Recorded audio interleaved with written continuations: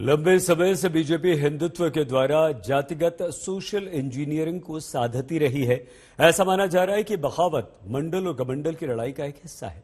अयोध्या से योगी आदित्यनाथ का चुनाव लड़ना भी इसकी एक महत्वपूर्ण कड़ी है। योगी आदित्यनाथ जिंदाबाद जिंदाबाद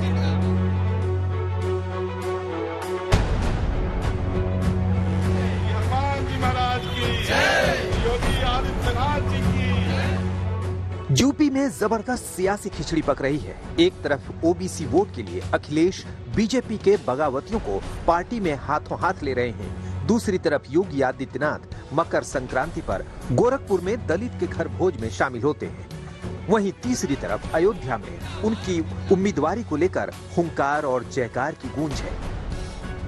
लड्डू पेड़ा ये उत्सव का माहौल हो गया है, क्योंकि अयोध्या वासी साधु संत धर्माचार्य हमेशा से ये मांग करते रहे हैं कि योगी जी अयोध्या से चुनाव लड़ें, क्योंकि योगी जी का पीढ़ियों से अयोध्या से नाता रहा है। योगी जी के गुरु स्वामी श्री अवैधनाथ जी ने पूरा जीवन श्री राम मंदिर के लिए संघर्ष किया और योगी जी पहले ऐसे मुख्यमंत्री हैं कि जब से वो मुख्यमंत्री बने तब से लगातार अयोध्या के गौरव को उन्होंने बढ़ाया है।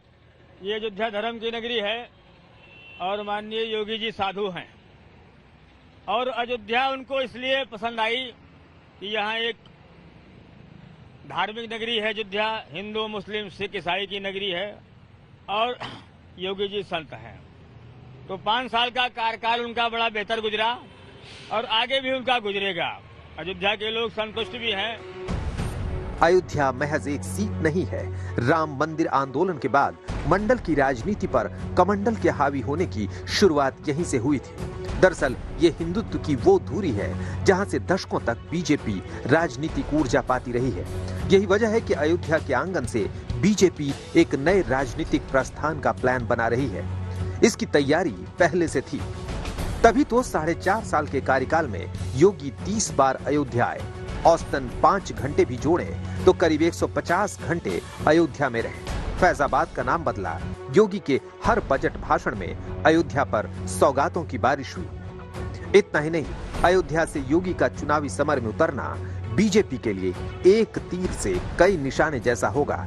मसलन काशी में मोदी तो अयोध्या में योगी, हिंदू आस्था के 2 बड़े केंद्र सीधे सीधे बीजेपी से जुड़ जाएंगे। बीजेपी के एजेंडे में तो ये दोनों पहले से रहे हैं। योगी के चुनाव लड़ने से बड़ा राजनीतिक संदेश जाएगा। सबसे बड़ा संदेश ये कि हिंदुत्व का सियासी मुद्दा और मजबूत होगा। योगी लड़े तो अयोध्या से जुड़े दर्जन भर जिलों पर सीधा असर होगा। अवध क्षेत्र की करीब 82 विधानसभा सीटों पर असर हो सकता है। अयोध्या से लड़ने वाले दाव का असर पूर्वांचल तक हो सकता है। तो कमंडल के साथ मंडल को जोड़कर ही बीजेपी 80% वोट बैंक तक पहुंचने का दावा करती रही है। एक तरफ भारतीय जनता पार्टी होगी जो 3/4 से अधिक सीटों को पा करके प्रचंड बहुमत की सरकार बना रही होगी। दूसरी तरफ कांग्रेस, सपा, बसपा ये सभी दल होंगे जो 20% की लड़ाई के लिए माथापच्ची कर रहे हैं। तो ये 20% कौन है? ये 20% वे लोग हैं जो राम जन्मभूमि का विरोध करते हैं, काशी विश्वनाथ धाम का विरोध करते हैं, मथुरा वृंदावन के भव्य स्वरूप का विरोध करते हैं। इस तरह यूपी की चुनावी जंग अब सबसे भीषण दौर में है, जहां दोनों ही खेमे अपने अपने ब्रह्मास्त्रों के साथ मैदान में उतर चुके हैं। लखनऊ से अभिषेक मिश्रा के साथ आज तक ब्यूरो।